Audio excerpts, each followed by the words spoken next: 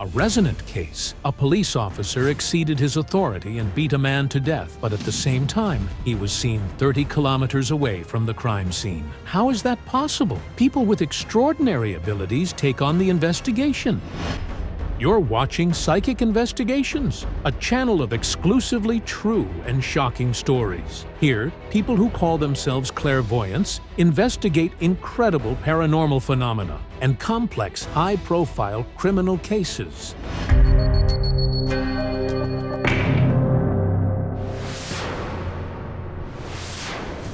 For 5 years now, the entire town in the Kyiv region has been calling this woman the wife of a murderer. I wouldn't wish anyone else to experience this.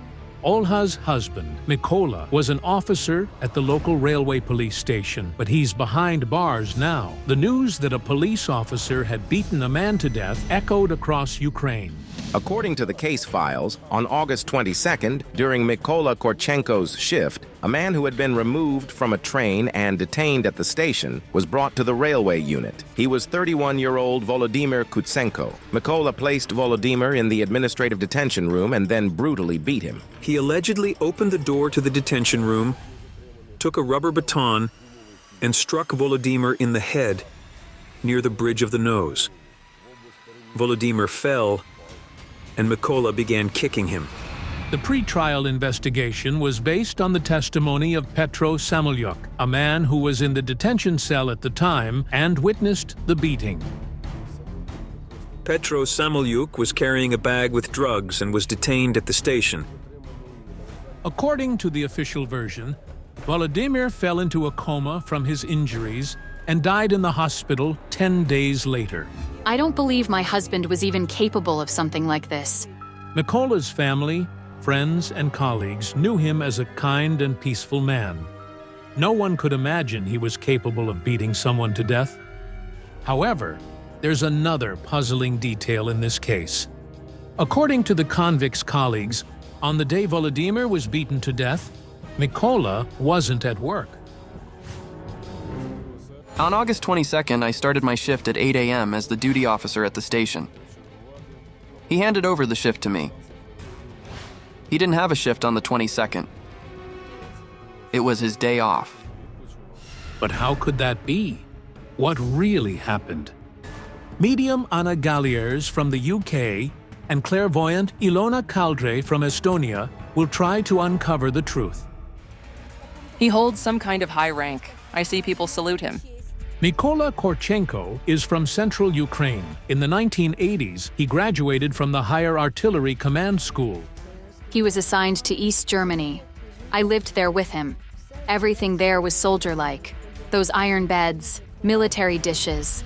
Later, Mikola was transferred to Vladikavkaz and then to Ukraine. There was an artillery regiment stationed here. Over time, Mikola's regiment was disbanded, and he joined the police force, where he was awarded a medal for diligent service. After the murder, this man remained free for some time. Indeed, Mikola Corenko was imprisoned 5 years after the crime was committed. Something doesn't add up. I clearly see that facts were manipulated. According to case materials, Mikola Corenko did attempt to falsify details related to the crime. Investigators believe that after beating Voladimir, Mikola took him to an unknown location where he kept him locked up for 2 days and then brought him, unconscious and without documents, to the station square. Later, Mikola claimed that he found him and filed the incident as finding an unidentified person in a state of intoxication. Hello? Thank you for coming to see me.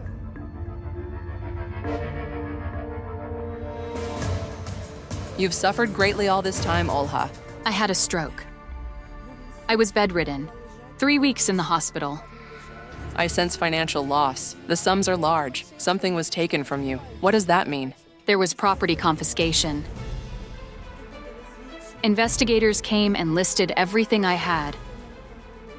Even the children's things? Even the computer? Everything. The TV, the computer, the fridge, everything. Even the gas boiler that heats the apartment. Everyone is convinced your husband is a murderer, but you don't believe it. After he was arrested, at first, I could barely breathe without him. I thought, God, how will I go on? The first place we need to visit today is his workplace. That's the station. This used to be the railway police station where Mikola worked. The old two-story building was later demolished, and a new one was built nearby.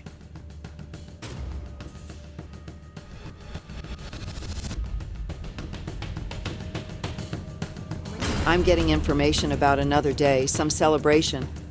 I sense a bustle in the town. It was Independence Day. I see your husband. He's working, and then a phone rings. On August 24th, Mikola was on duty. According to the police, 2 days earlier, he had detained and beaten Voladimir. On Independence Day, he allegedly planted the beaten man in the downtown and then found him himself in an attempt to deflect suspicion. However, the convict's attorney offers a different version, which aligns with what the psychics are sensing. At 1:45 p.m., he received a phone call from an unidentified woman who said someone was lying in the station square. He leaves the office. He's running. He's rushing somewhere.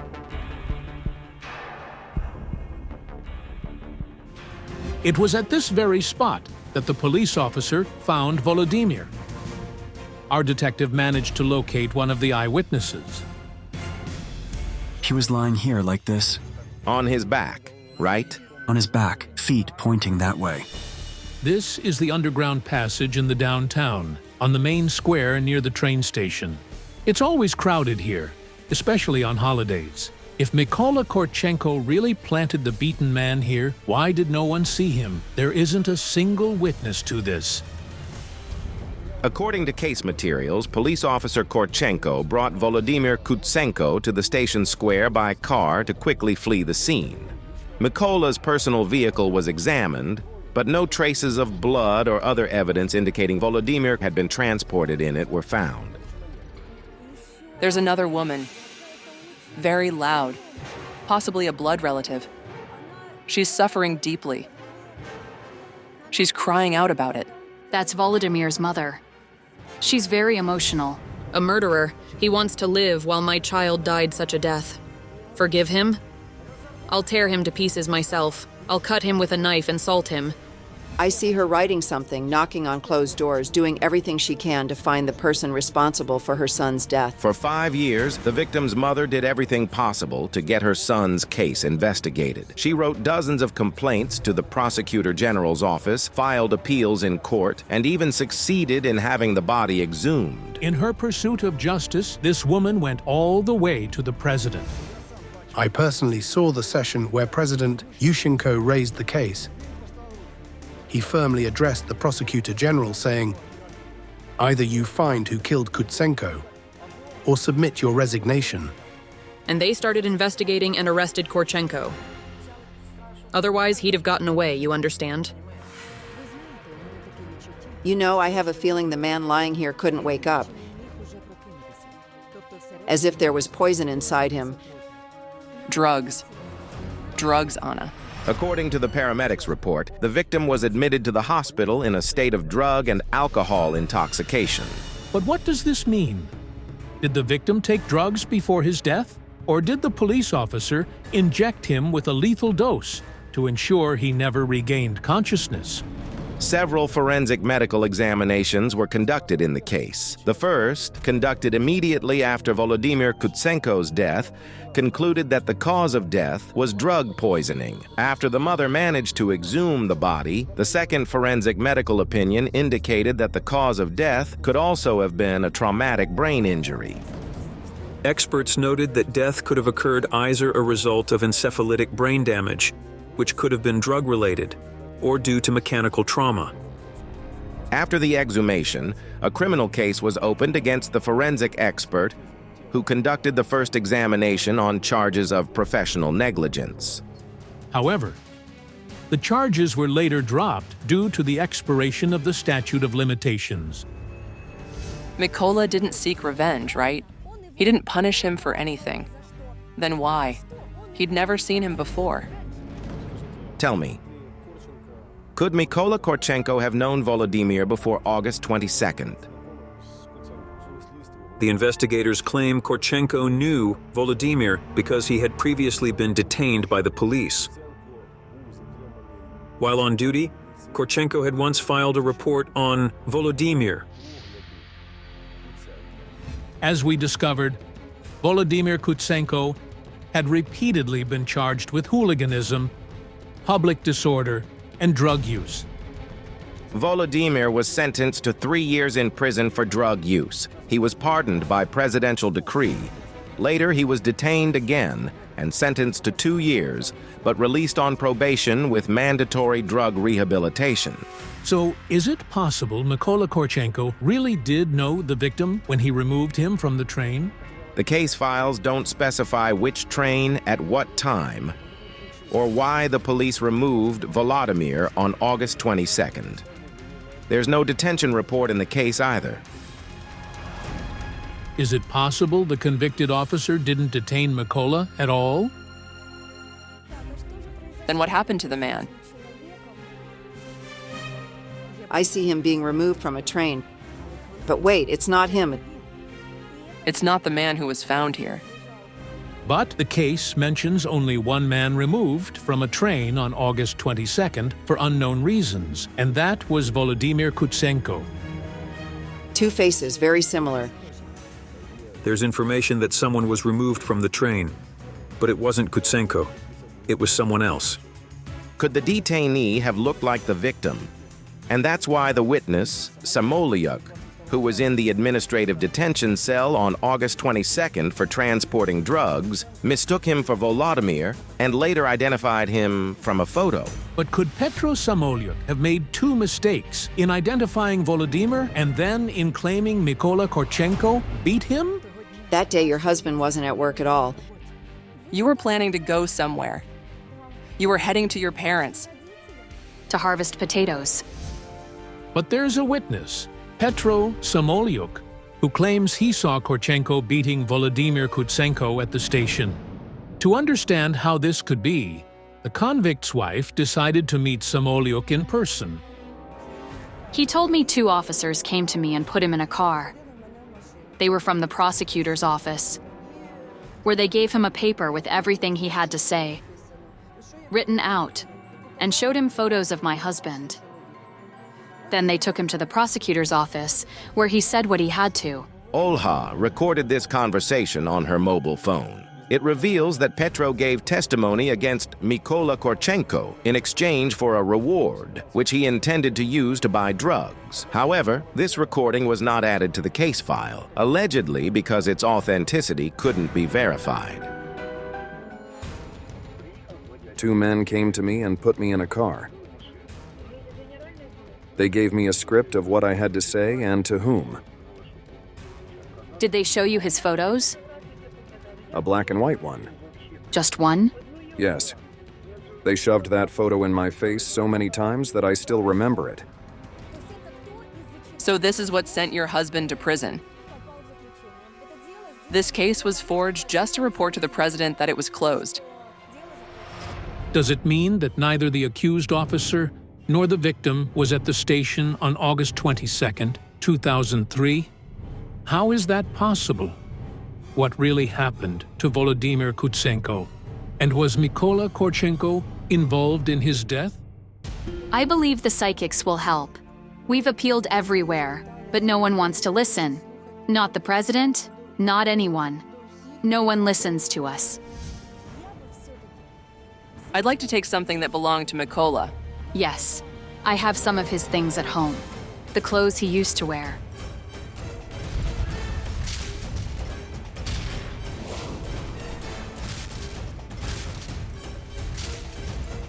Psychics enter the apartment. They are met by Mikola's daughter, Karina. Hello, Karina. Daddy's girl. Beloved, cherished, long awaited. I imagine your fondest memories are with your father. Yes, most of all with Dad. Do you have any information about the man who died? There's an article. I've kept a clipping.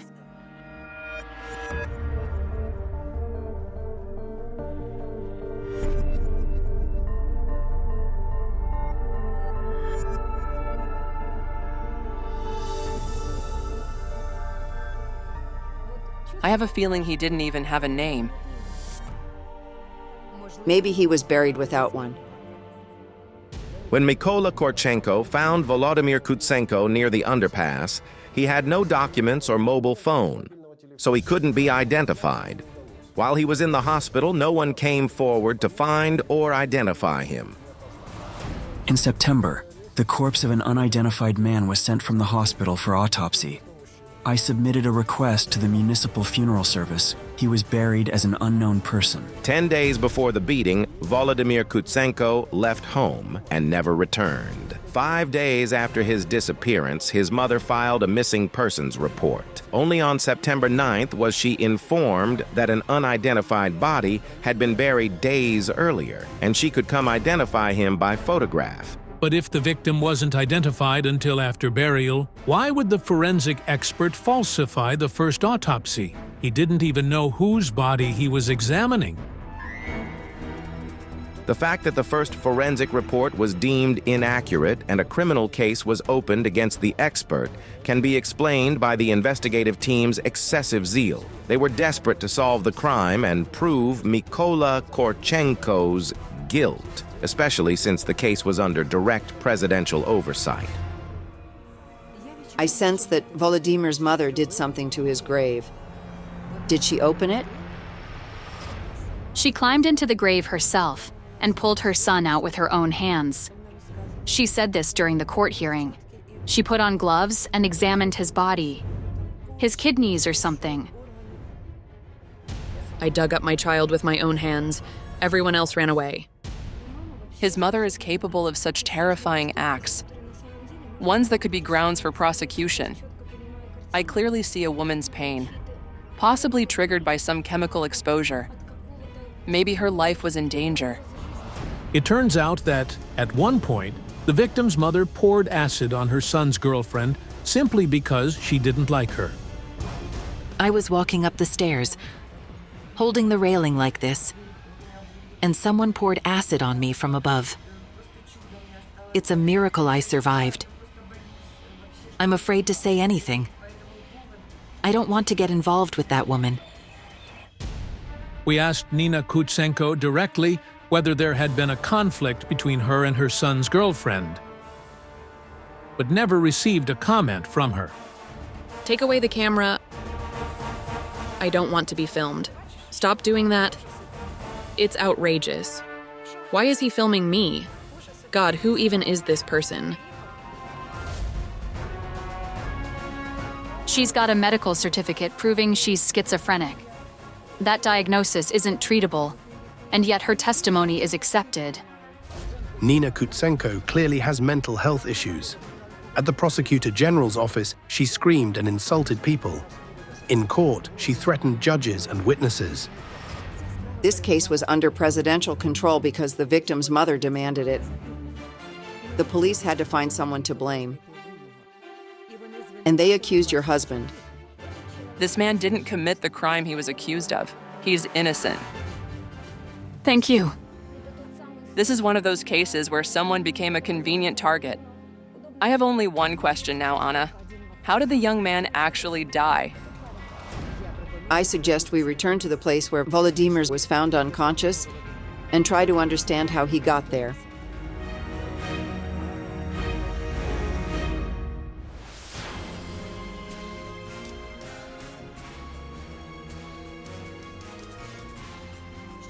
The victim spent the final days of his life in the hospital. On August 18th, Volodymyr Kutsenko was admitted to the hospital in a state of severe drug intoxication. On August 21st, Volodymyr disappeared from the hospital, and on the 24th, he was found beaten and unconscious, 70 kilometers away. He knew many people from the criminal underworld and was part of a gang himself. Volodymyr Kutsenko was part of a group led by someone known as Kush. Kush is a nickname for a well-known criminal figure, the leader of a gang that operated in the area at the time. Kush used harsh intimidation tactics against members of his criminal group. He regularly beat his own men to keep them in fear so they wouldn't back out or, worse, turn him in to the police. This young man, he worked both sides, with the gang and with the police. We discovered that Voladimir Kutsenko wasn't just part of Kushch's gang, but he also cooperated with the police, providing information about his gang's plans. It's possible that this cooperation is what led to Kushch's arrest at the end of August.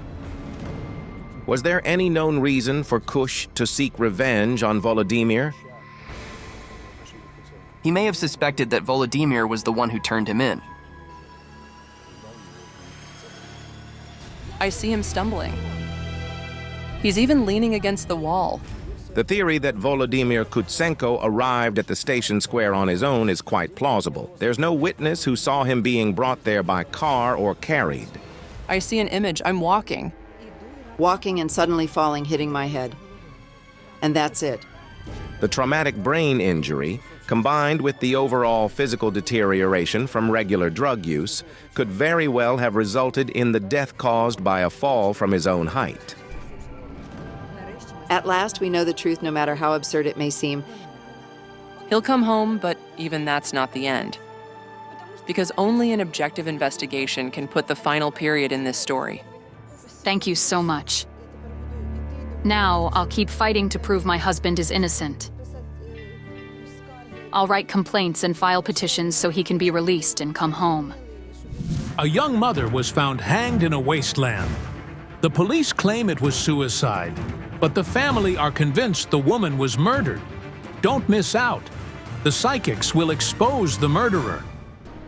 Little Lena Panosenko is only 3 years old.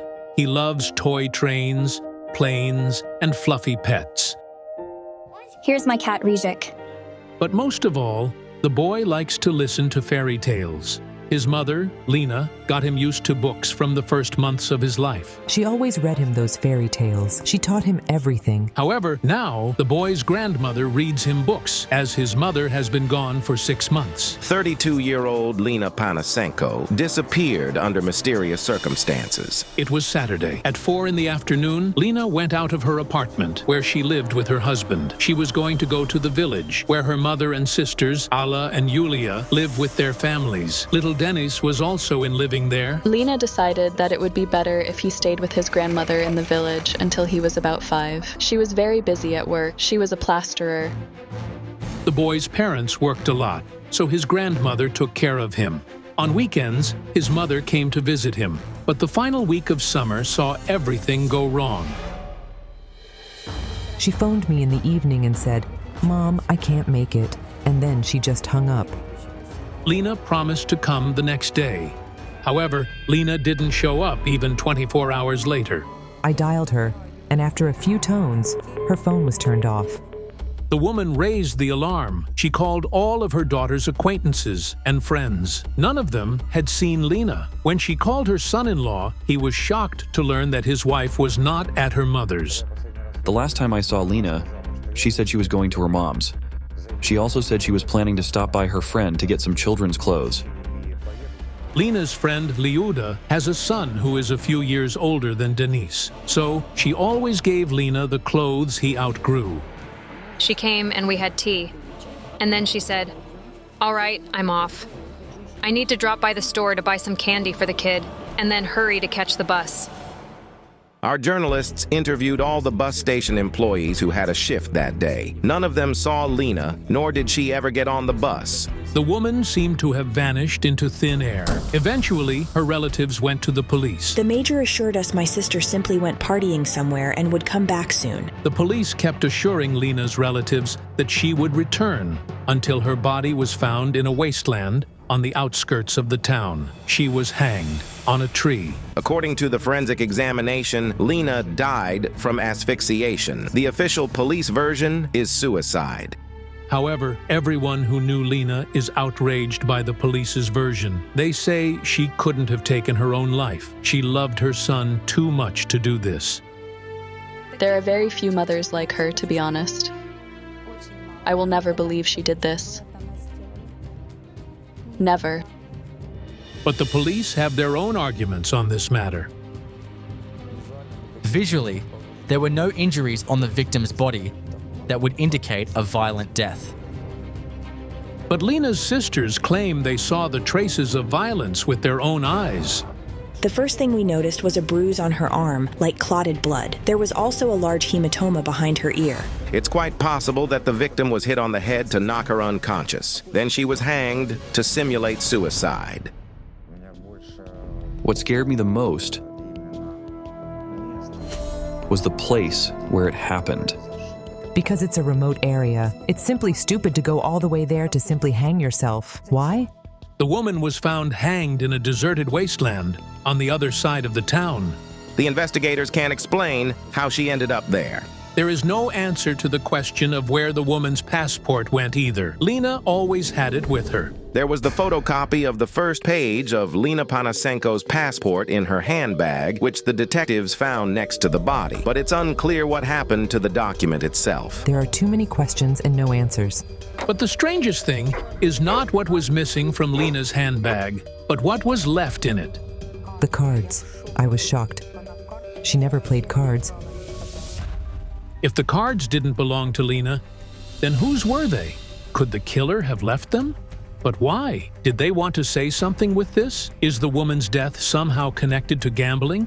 And the most significant inconsistency, the body was found without underwear. Although according to the forensics, Lena wasn't raped. I asked them why she was without her underwear, but they said they didn't know and simply closed the case and said it was suicide, period. The investigators have no answers to any of the pressing questions. My last hope is the psychics.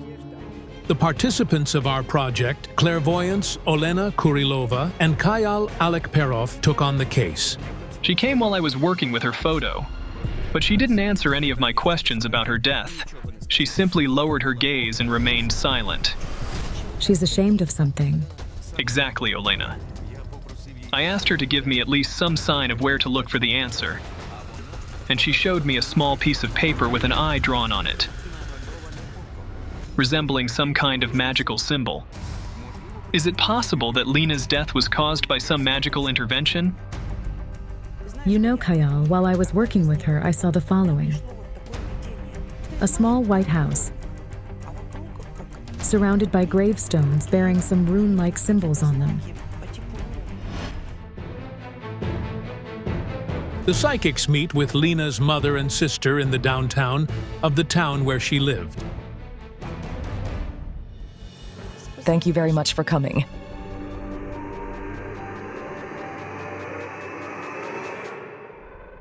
Mommy. Mom, I came to you. I was at yours. I stood by the window. Yes, I remember it. A few days ago, Denise and I were playing in the bedroom. Denise said, Grandma, someone's knocking on the window." I ran there and heard dull knocking, like a bird's. She's trying to say something. Ma. I only hear Ma, and nothing more. I heard a female voice saying, "There was no prayer. She was not given a proper Christian funeral." Yes.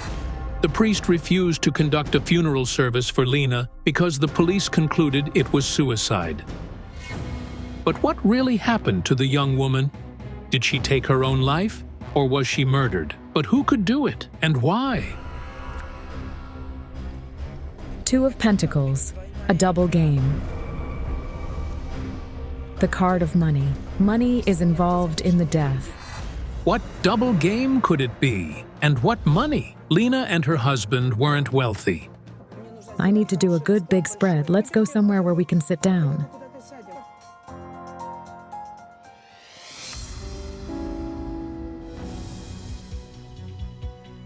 The local cafe is not crowded in the morning, and the psychics can work calmly.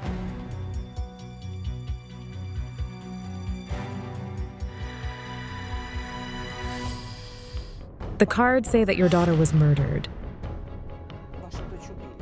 She's not a suicide. I knew this all this time. Tell me, did you notice that Lena recently seemed unlike herself? Like she became a different person? Yes.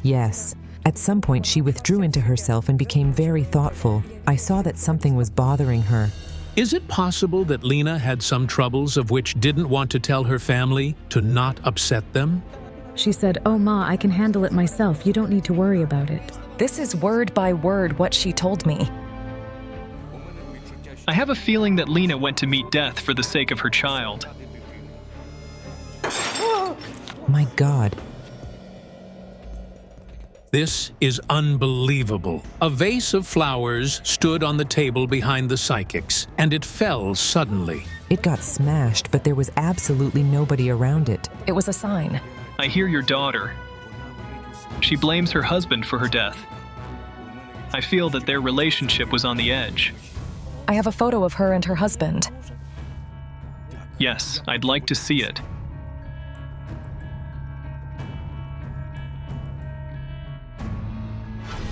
They argue over the child. They had fights. Mikola was mad. So, shortly before her death, Lena quarreled with her husband. Was she going to leave him? It's hard to disagree that it's a serious blow to a man's dignity, and it could very well be a motive to murder his wife. The investigators didn't check the husband's alibi, as they believed Lena hanged herself and no one was involved in her death. However, we found that on the day Lena disappeared, Mikola was at work from morning until evening. After that, he went to a bar with his friend and stayed there until 11 p.m. His friend and the bar staff confirmed this. Let's go to the place where your daughter's body was found. Were you there? No, and the investigator in charge told us he didn't know where it was. If you know at least the area where Lena was found, I will try to sense the exact place there.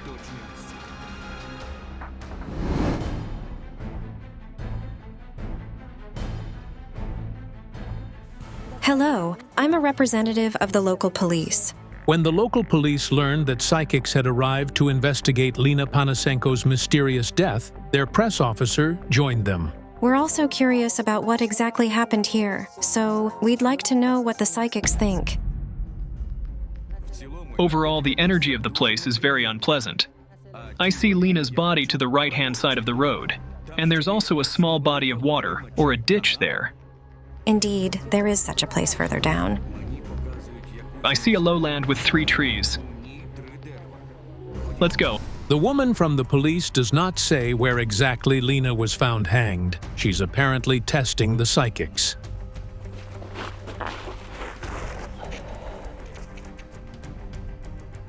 It's further that way.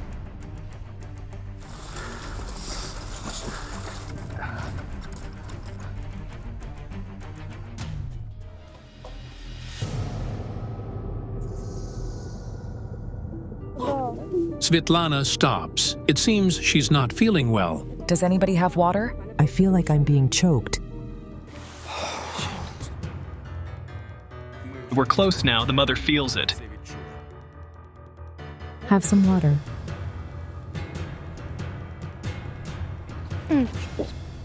Exhale, like this. Do you wish to go on? Yes.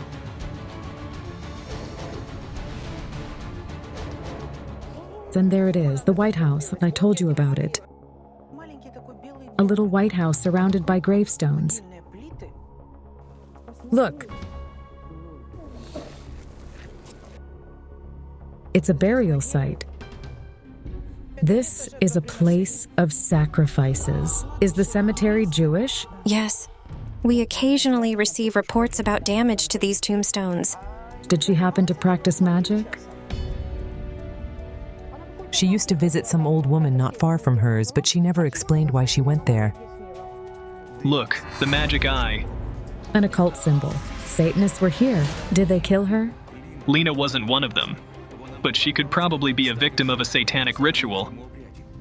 With special ritual knives, various occult signs are carved on the body.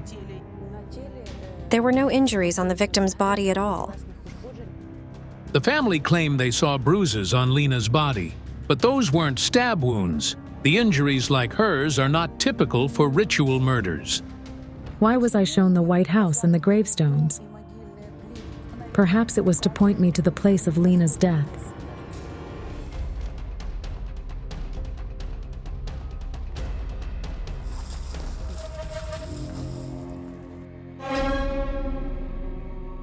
Over here. She was hanging on this tree. Yes, it's the tree. This is the place. This is the first time Lena's mother and sister are at this tragic place. and they cannot hold back their emotions. I love her very much. It's so hard without her. She's grateful that you are taking care of her son.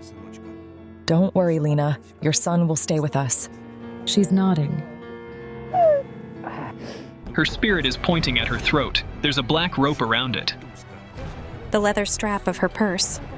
The purse is in the car. We have it. The murderer's fingerprints could very well be on the victim's bag, but the forensic experts didn't check them, as the detectives immediately concluded that there was no crime in Lena Panosenko's death.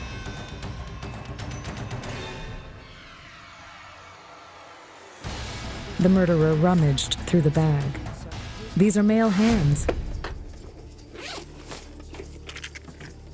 Okay, hold on.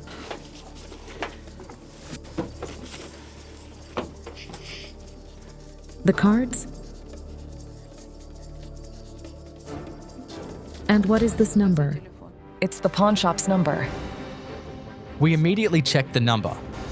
The pawn shop administrator informed us that the victim had a debt. She had a loan to repay.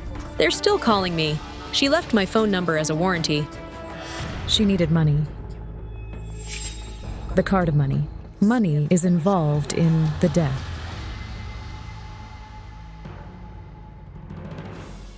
Numerous debts, you see. Money and the cards? Did she play cards? No, never. No one ever used these cards. She took this deck to do fortune telling. When you go to see a fortune teller, you must take a new, clean deck of cards. She had anxiety in her soul. The cards and the debts are not related. Why did she need the money? She needed it for her son. Was the boy sick? He had an operation. The women said that Lena's son, Dennis, was often ill, and the doctors were fighting a severe form of salmonellosis. The infection affected the boy's bones and joints. He might not have been able to walk, and his arm wouldn't move. Thanks to massages, exercises, and injections, he got better. The treatment of the boy took an entire year. All the couple's savings went to saving their son, and they eventually had to go into debt. She could have called and told me. But no, she took the loan. Lena owed the bank about 10,000 Ts hryvnias and also borrowed 3,000 from the pawn shop. This, by the way, explains the absence of her passport. She exchanged it for money. According to Lena's friend, she was late in repaying the debt. It even got to the point when they told her that if she didn't pay, say 600 hryvnias, today she would have serious problems. Lena is showing me the magic eye again. Who has a banknote? And here is the eye. The secret lies in the money. Olena, she's very ashamed. She's crying. Connections with men, like love. This is the card of work. A hand giving money. I don't... Did she take money from men? For love? It was a specific kind of love. Online dating, you see. We checked the clairvoyant's words. Through Lena's mobile phone number, we found her secret page on social media and read one of the chats there. What we found there is deeply shocking. Price? How much per hour do you want? I don't have a rate. I need money badly. Open for offers. How old are you? Will 400 UAH be enough? Would you like to repeat the paid date? I have a guy who wants you. Can I see his photo first? I don't want to run into someone I know. From the text of the chat, it's clear that Lena was arranging a sex date for money. And there are lots of similar chats there. But on the day of her disappearance, she had a meeting with only one person and even told her friend Liuda about it. She said she'd met a man online, and his name was Serhiy. I asked her where he lived. She said near the train station. We had this conversation literally on the eve of her disappearance. She was engaged in prostitution, and she didn't want you to know about it. She was ashamed of this, but she needed money desperately. It was a mind-blowing revelation. And I felt all of her inner pain so deeply. On her last day of life, she was in this place with a client. For several days, our journalists interviewed everyone who appeared in this area until we finally found a witness, a man who often goes fishing at the local lake. I remember her, such a tall, eye-catching girl. I saw her there near the quarry. She was with a guy. They were on the shore. They were sitting and hugging. We asked her, how did you die? And she said, I don't know. I only remember the man's hands on my neck. She was hit on the back of the head and fainted.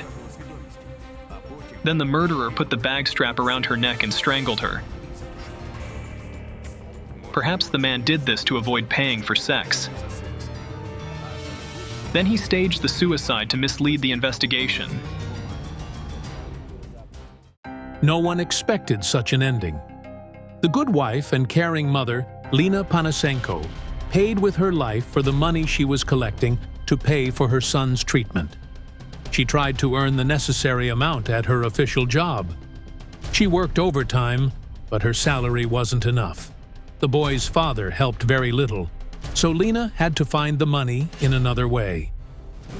Our investigators will take everything the psychic said into account. We will check the people who could be involved in this act in accordance with the law. She suffered alone in her trouble, but when you have trouble, you need to go to your family, your father and mother. You can always find a way out if there is someone to support and help you.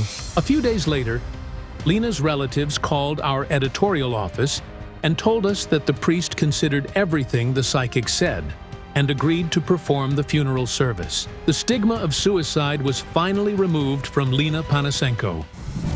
A mother of two was shot dead on the doorstep of her home. Who dared to do such a cruel thing? Don't miss out. The psychics will reveal a shocking family secret. Lilia Vonek, an entrepreneur, lived in a small Ukrainian town just 14 kilometers from Poland. On November 1st, they celebrate the Catholic religious holiday All Saints' Day here. People visit the cemetery to light candles and remember their loved ones. It was on this day that Lilia met her end on the doorstep of her home. Around midnight, on the doorstep of her home, 38-year-old Lilia Vonek was killed. The woman was shot with a hunting rifle. Lilia was married. She lived 18 years with her husband, Stas. At the time of her death, her children were just 16 and 9 years old. At the time of filming, Lilia's elder daughter, Ilona, is 22, and she's studying to be a manager in Warsaw. Her younger son, Artur, is 14, and he dreams of becoming a policeman to find his mother's killer. The boy took the tragedy very hard. She was lying there, and he kept touching her and saying, "Cover, Mom, she's so cold." He lived for his mom. I'm sorry, but... Lilia's death is a devastating loss, not only for her family, but for everyone who knew her. She was very hospitable. There wasn't a single celebration without her. Everyone loved her. Lilia and Stas were entrepreneurs who made a living from wholesale food trade. They worked tirelessly for 18 years to build this house. They lived well. They did everything together. They ran their business together, raised their children together, and built their home together. However, Lilia didn't get to enjoy life in her new home.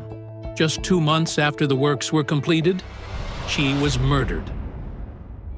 She was innocently killed, but why? Nothing foreshadowed the tragedy that morning. The children were with their grandmother. Lilia and Stas went to commemorate their relatives in a nearby village. In the evening, they returned home. After we parked the car in the garage, Lilia suggested we take a walk. The weather was nice. They walked to the local cemetery. The tragedy occurred on their way back. Someone was waiting for them near the house and shot Lilia as she approached the door. One shot was fired from a 16-gauge rifle using a cartridge loaded with bird shot. It contains 9 such pellets. Lilia sustained 3 through-and-through gunshot wounds to the chest, 2 penetrating wounds, and 1 through-and-through wound, each to the shoulder and forearm. At that moment, Stas was in the garage. He rushed towards the sound that rang out near the house. What he saw left him in shock. His bloodied wife lay on the doorstep. I started lifting her up. I called the police and then the ambulance. However, the paramedics only arrived to pronounce her death. Lilia Vonek died in her husband's arms. A lung and the liver were damaged, causing severe internal and external bleeding. The police spoke to nearly every resident of the town and nearby villages. No one saw or heard anything. The killer seemed to have vanished into thin air. The grief from losing his wife had completely shattered Stas's life. He now works in trade in another town. The house remains empty most of the time.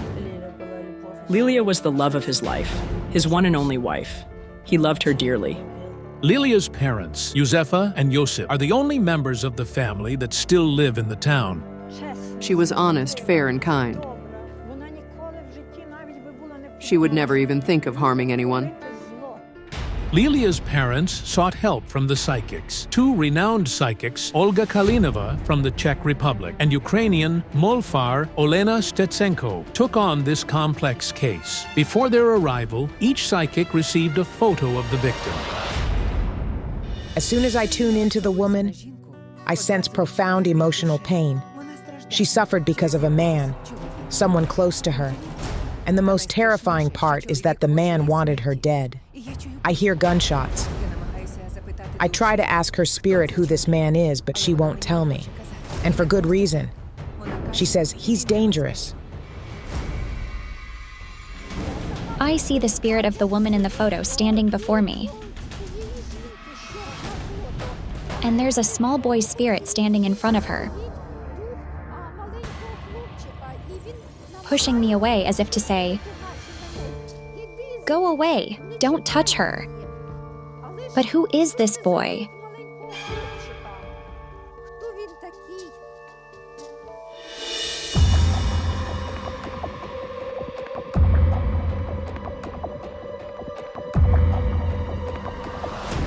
It's horrifying. This child shot in the head. Oh my God, a murdered child.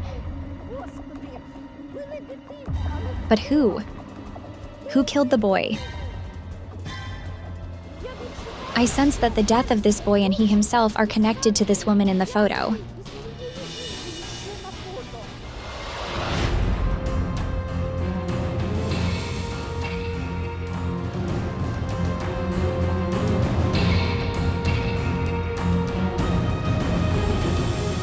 Hello. Hello. Please come in.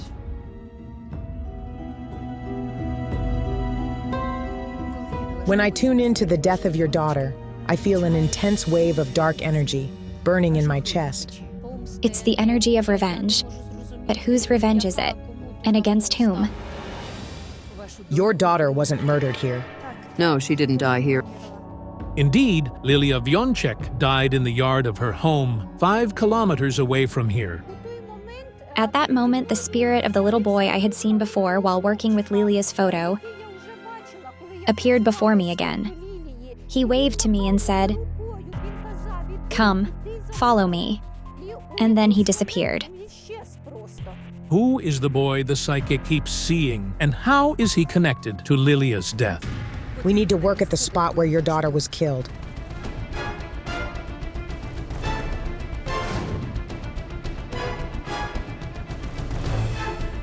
After Lilia's death, the family scattered. Ilona is in Poland, where she's working and studying. Artur stays either with his grandparents or his father. The family hasn't yet recovered from the terrible loss, so nobody is currently living in the house. I simply couldn't come back home. Stas is waiting for the psychics near the house. He arrived here once he learned about the arrival of the clairvoyants. Hello.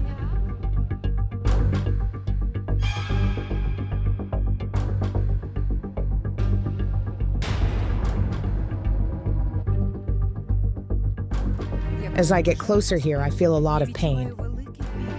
It paralyzes me. A shot.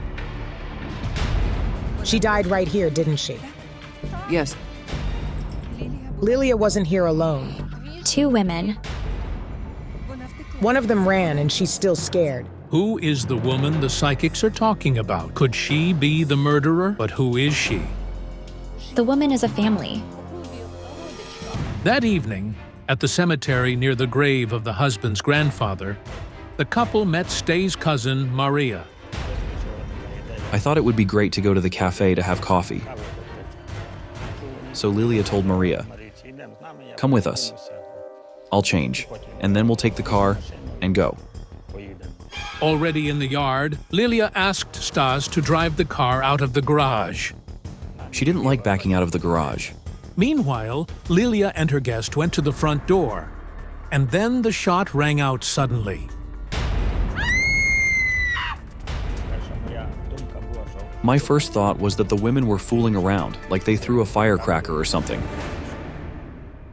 But when I looked out from behind the garage, Maria was screaming. So, Maria is the only one who was with Lilia when the shot was fired. She got scared terribly. She's shouting out for help. She ran to that house. It was a shocking situation.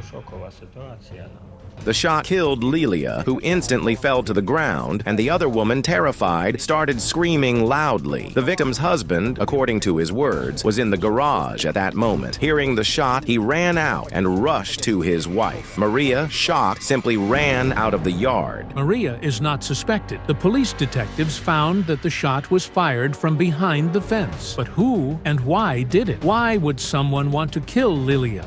And there was also a man.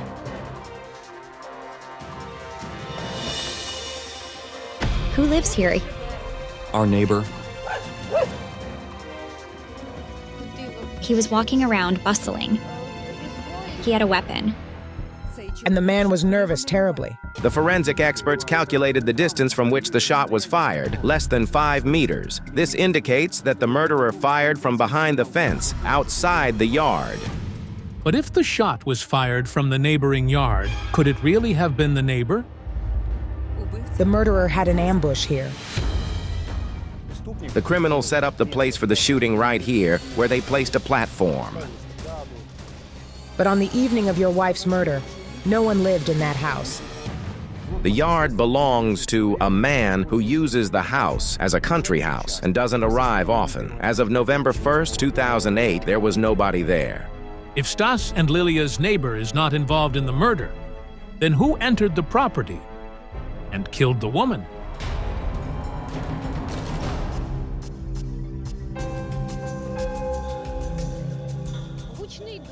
The shot was very loud. It was a large weapon without a silencer.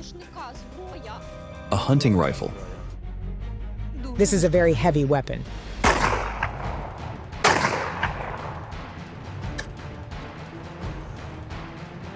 According to the examinations, the shot was fired from a rifle of the 16th caliber. Therefore, the investigators primarily began to work with people who owned such rifles.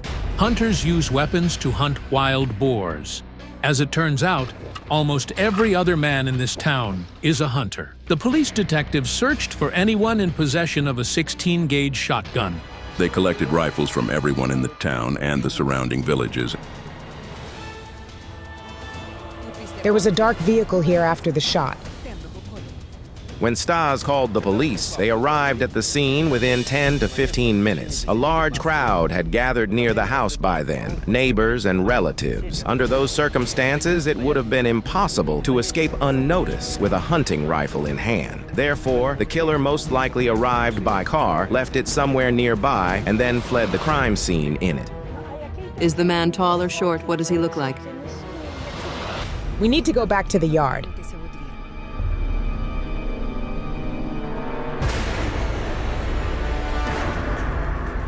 Voices, voices. Stas killed his wife. What's this? Everyone says you killed Lilia. I didn't do it. The police accused me and made me a suspect. Stas Vonek was the initial suspect. The fact that he lingered near the garage and only arrived after the shot aroused suspicion. Moreover, even today, Stas remains one of the main suspects in the murder, supposedly having killed his wife during an argument. After all, Lilia's death was very beneficial for you. It was all about the money. Now you're in charge of the entire business. God, you also have a rifle at home, don't you? During the search of the tragedy scene, a 16-gauge shotgun was indeed found in Stas's home. This is just incomprehensible. Could the killer be really standing right in front of the clairvoyants? He had a rifle like the one used to kill her, but his was locked in a safe on the 3rd floor. Nevertheless, they said he ran up there, grabbed the gun, jumped over the fence, and shot her from the other side. But he would never have enough time to do it. Maria testified that I arrived within 7 to 5 seconds after the shot Did they check your rifle? and found it hadn't been used for a while. The forensic analysis found that Stas's rifle had not been fired. Moreover, after the murder, a K-9 unit with dogs was brought to the crime scene. The dog only picked up my scent in the yard. Therefore, Stas was in the garage at the moment of the tragedy. He did not enter the property from which the killer fired the fatal shot. Look, the dead boy. Come on.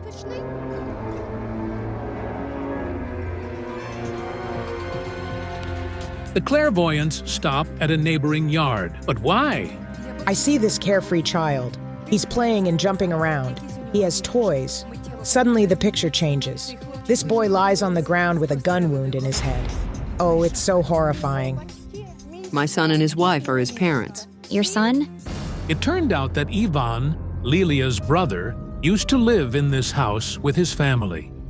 One day, he and his wife went to celebrate one of their relatives' birthday and left their 9-year-old son, Robert, home alone. I scent gunpowder and hear a shot. When the couple returned home, they found their son dead, with a bullet in his head. According to the relatives, the boy was shot in the head with a .412R pistol designed for firing rubber bullets. The weapon was found at the scene. But Lilia's brother is screaming at her, "You killed my son!" After the boy's tragic death, Lilia's brother and his wife couldn't bear to live in this house anymore. They moved to the other end of the town, and people still say that Lilia Vonek died because she was involved in her nephew's death. Everyone said terrible things about her. They threw so much mud at her. The house is full of weapons. He had both his personal guns and those he was given at work. Back then, they provided inspectors with guns. Lilia's brother worked as an inspector in the customs service at the time. Everyone in that position was issued a weapon. When I worked with Lilia's photos, the boy's spirit appeared before her. He tried to protect her from everyone, especially his father, because Lilia, his aunt, didn't kill him. While the parents were at the birthday party, the boy found his father's pistol for firing rubber bullets and shot himself in the head. The investigation was closed quickly. The official cause of death was suicide. The brother accuses his own sister of killing his son. But I don't see her at the scene. At the moment of her nephew's death, Lilia was on her way home from abroad. She had been in Poland on business, and her alibi was confirmed. Lilia's brother, it feels like he'd tried to kill her before. According to family, Ivan, Lilia's brother, once shot at his sister, but he wasn't aiming at Lilia, and instead was fired a warning shot into the air. By interrogating the locals, we learned that Lilia and her brother had constant conflicts stemming from a family dispute that arose before Ivan's marriage. Olga, look, there are 2 women and a third one between them. Brother and sister were bitter enemies for years. Almost 20 years ago, Ivan married his current wife, who is also Lilia. Since then, he hasn't communicated with his family, as they didn't approve of his choice. The man stopped communicating both with his parents and sister. The real war has begun. Do you think your own son could have taken your daughter's life? I'm afraid of him. I need to see him.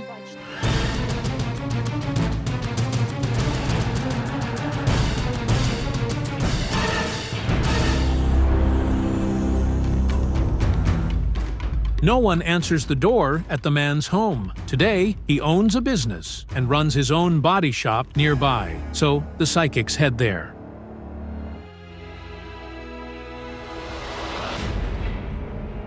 We'd like to speak to your boss. I'm afraid I can't help you. Suddenly, one of the mechanics runs up to the psychics and hands over a phone. It's Ivan. Listen to me. Leave the premises now. We'd like to ask you a few questions. I don't care what you'd like. Do you get it?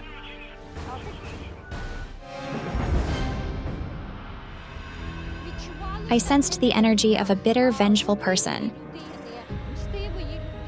Lilia's spirit won't speak to us here. We need to go to the cemetery.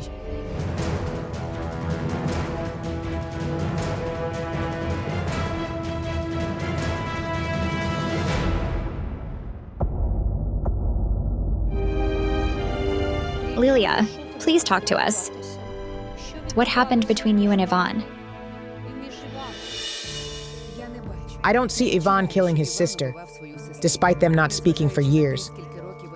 Lilia's parents let out a sigh of relief for the first time since their daughter's death. Lilia, my darling, forgive me. I should be lying here, not you. Calm down. It's not your fault. But who did it? Can you describe them? Can you describe the murderer? He has dark eyes. They're gray and green. He's tall, in his 40s. And he knows how to use guns well. He was hired. I see that this murder was about money. It was an act of revenge. So, money is involved in Lilia's death. But what revenge is the Molfor talking about? Lilia says she made a deal with some people and lent them money. She lent them the money to develop their business, but after a while, they didn't create the business. And they didn't return the money. So, she started trying to get her money back. Lilia's husband confessed off camera that Lilia sometimes secretly lent money to her acquaintances without his knowledge. Perhaps even before her death, she lent someone a large sum, and when she demanded the debt back, they refused to pay. She said something very harsh to those people who didn't want to pay back the debt.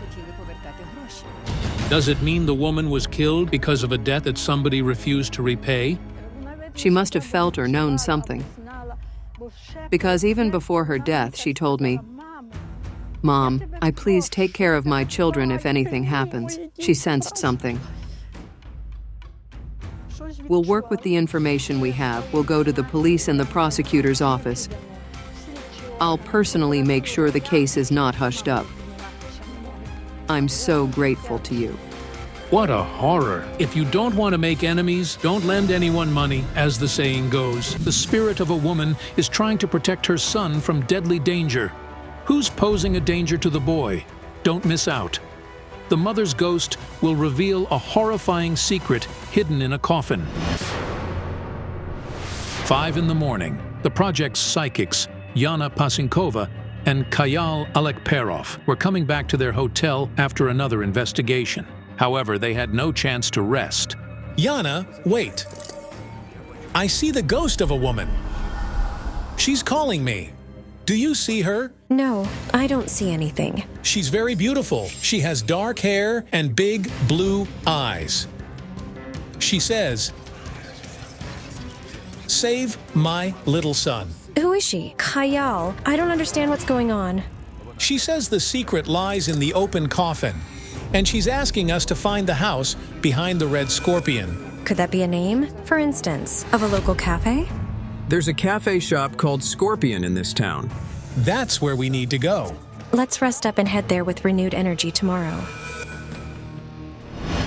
Morning of the following day, the cafe shop called Scorpion. The building we're looking for should be behind the store.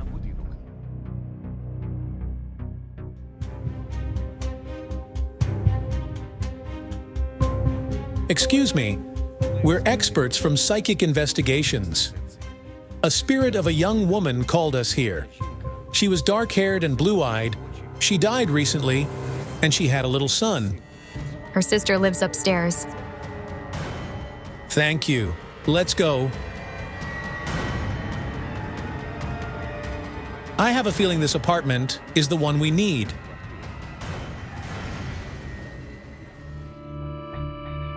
Hello. Hello, my name is Lena Panosenko, and this is Kayal Alekperov. Olena. Irina. There's not a trace of surprise on the women's faces. Yet, we couldn't fathom why they reacted so strangely to the psychic's visit. It feels as if your sister informed you that we would come. Yes, she appeared in my dreams twice. Incredibly, in her dream, Olena's late sister foretold that the psychics would come to see her. May we come in? And could we see your daughter's photo?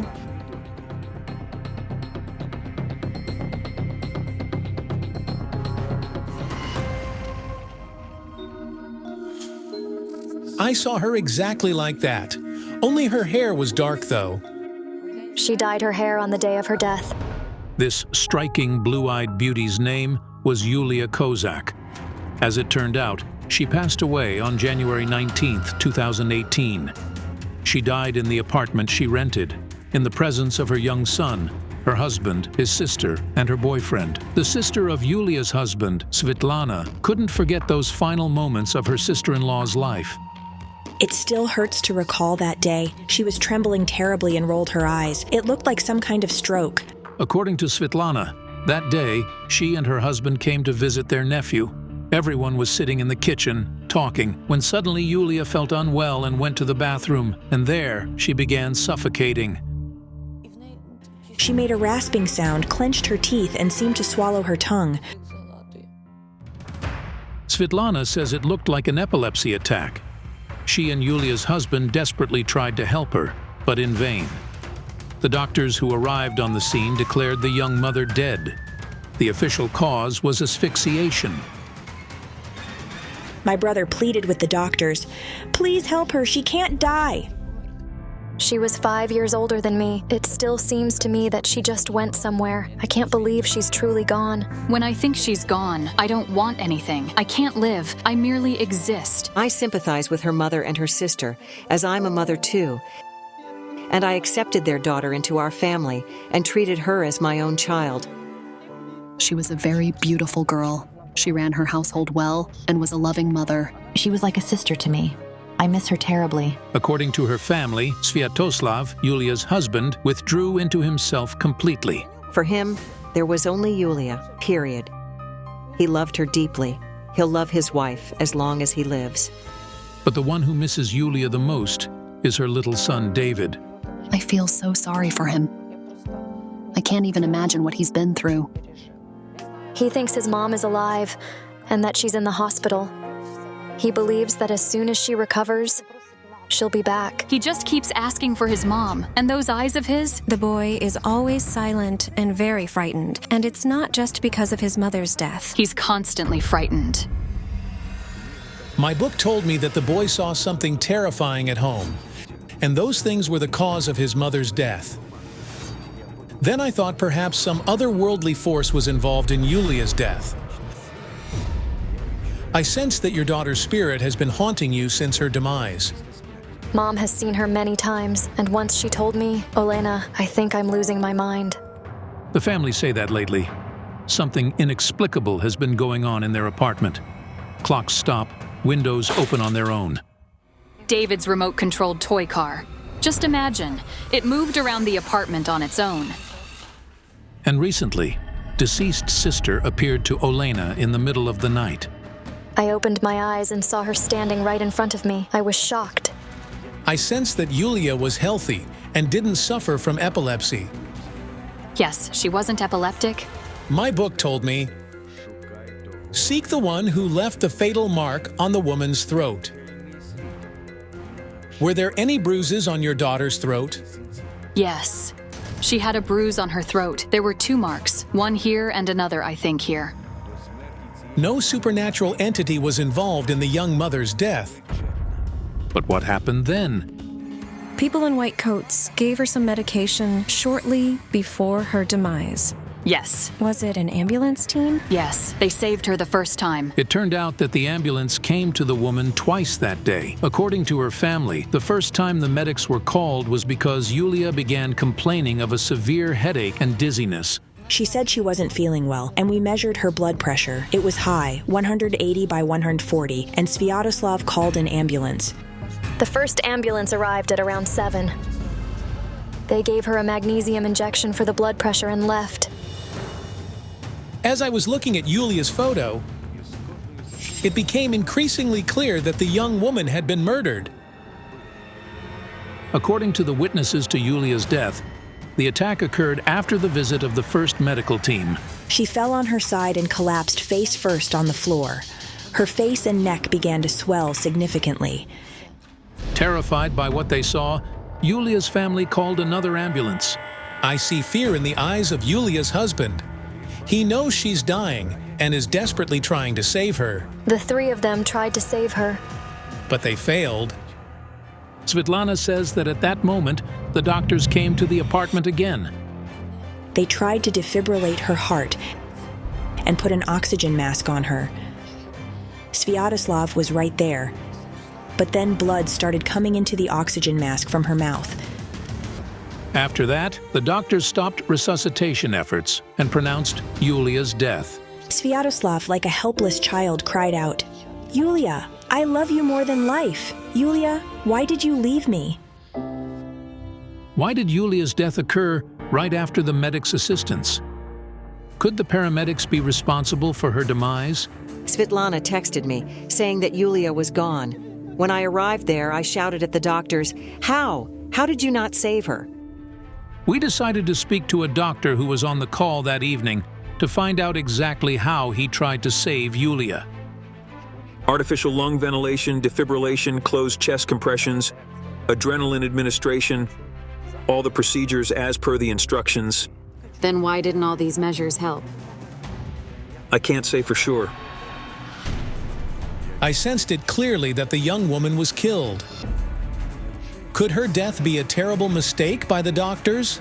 This is shocking, but the forensic medical expert's report indicates that Julia was strangled. Could the emergency doctors really have strangled her in front of her relatives and husband? Where is Sviatoslav, Julia's husband, now? He was detained. Is he accused of his wife's death? Yes, but the investigation is still underway. After the pathologist's conclusions, the police summoned Sviatoslav for an interrogation, but he never returned home.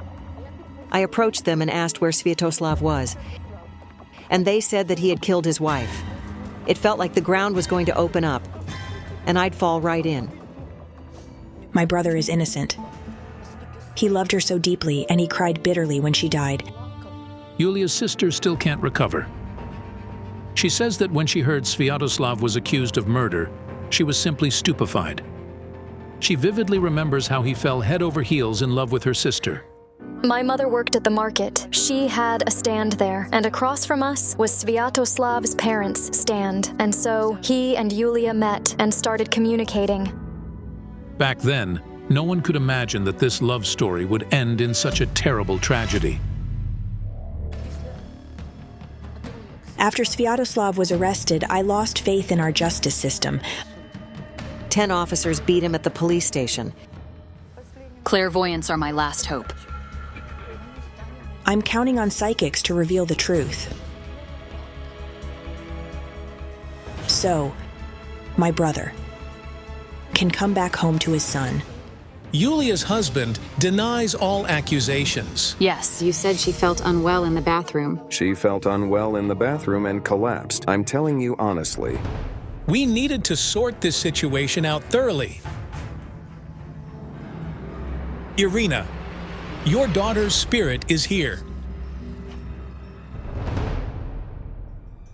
It's unbelievable, but right at that moment, Julia's photo fell from the shelf. Did you see it fall? My jinns are telling me that an innocent person is suffering due to Julia's murder. I'm not sure who they mean. Could it be Julia's husband?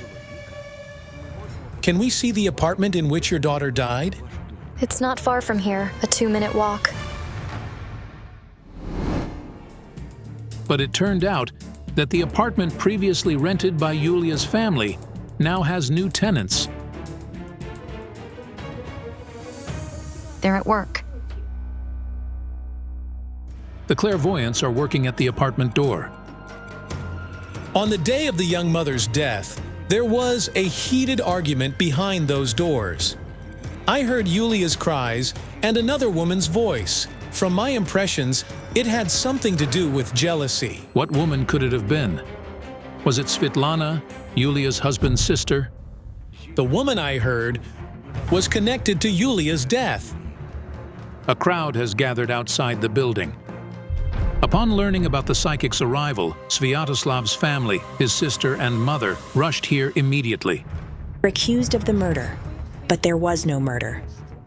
No murder? I'll strangle you. You are a wretch. Irina, calm down. It turns out both Yulia's sister and mother believe that her death wasn't just accidental, but resulted from an argument.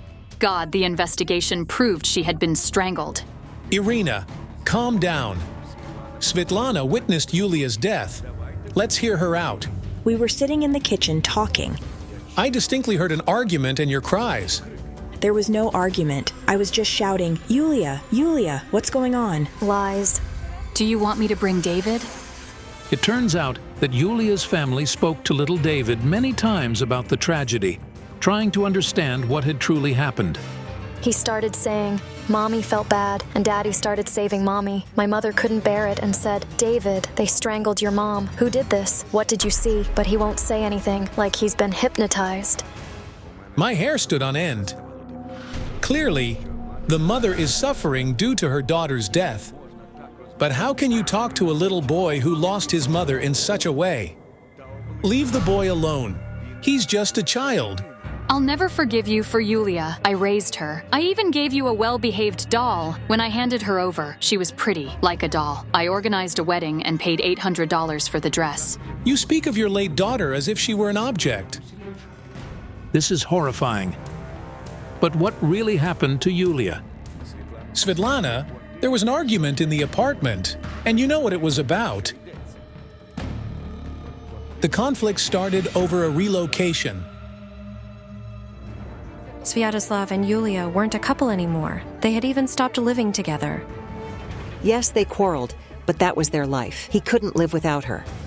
According to the family and close friends, Yulia and Sviatoslav were not officially divorced. However, for the past few months, she had lived separately from her husband and rented an apartment in this very building. She decided to break up with him and started living separately. Not long before her death, Yulia decided to move to another town, where she found a job in her field. She made the decision to leave. Our mother lives there. She found a 2-bedroom apartment for Yulia and helped her secure a job at a bank. Yulia wanted to break free from Sviatoslav altogether. It was all because of his terrible jealousy. He beats her severely, and she flees barefoot with the boy in her arms. Yes, it happened. She ran to the neighbors, and he chased her there at night to beat her. He even took an axe, as she told us. Yulia said, Mom, he'll kill me someday. And that's exactly what happened. Yulia's friends and family say that Sviatoslav's love was turning into a fantastical obsession with each passing year. His eyes, as Yulia put it, turned glassy when he started beating her. And once he began doing it, he couldn't stop. When he realized that she was preparing to go to another town, something snapped in him. He pushed her. Svetlana, that's why you were in Yulia's apartment that day. You and your brother came to persuade her to stay, didn't you? I didn't hear that. At that moment, I understood why the ambulance arrived. First time, her blood pressure had risen due to the argument and stress as they were pressuring her to stay. It turned out that Yulia's family had spoken to a paramedic from the ambulance. She mentioned that there was a tearful young woman there. The man said it was simply smeared mascara and it wasn't anything serious. They wanted to hospitalize her, but he refused. Svetlana, during that argument, your brother raised his hand against his wife once again, and you're aware of it. He hits her severely.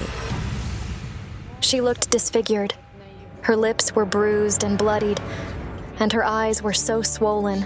She has bruises all over her body. Sviatoslav beat her so hard that there were marks left on his own hands. This is incredible. When we reviewed the courtroom video again, we clearly saw that Sviatoslav's hands were indeed bruised. The boy was growing up, witnessing the bruises on his mother left by your brother, and you both know about this. It seems the psychics aren't mistaken. They were always arguing every day. Mom would call the police and lock herself in her room. I'd hide under the bed or the table. That's why the boy was terrified. It wasn't mysticism, but a nightmarish reality he lived in. I see a picture of Sviatoslav gripping Yulia's throat. He squeezed too hard. The whole epileptic seizure version is a complete lie. This is precisely why Yulia's spirit came to us. If they acquit Sviatoslav, the boy might end up staying with him. Little David is pleading with me. Don't send me to them. Don't you believe me? Let me take you to him right now. Irina, stop it, will you? The boy said those things because you frightened him with the idea of sending David to his father's family. Julia didn't want that, which is why she visited you in your dreams. Isn't that right? I did see her in a dream. It only happened once. She was crying and pleading. Mom, don't give him away. Unbelievably, our journalists accidentally uncovered even more horrifying statements that Irina made to her grandson. You see, the boy, I asked him, look, you're alive, but your mother isn't. Your mother was killed. You'll soon be 8. How come you didn't protect my daughter? Irina, stop before it's too late, or your daughter's spirit will stop you. My book told me that Svetlana would also face consequences for her lies, and Yulia's spirit and the open coffin she mentioned at the beginning of the investigation would play a role in that. After the investigation, we understood what the open coffin implied. With permission from her family, the police exhumed Yulia's body. After forensic examinations, Julia Kozak's death is now being considered a group murder. Both Yulia's husband, Sviatoslav, and his sister, Svetlana, are suspects. Family is incredibly important to each of us. However, keeping your family at the cost of one's own life and a child's well-being is not worth it. It all defies belief. This is what fanatical love turned into a true obsession can lead to.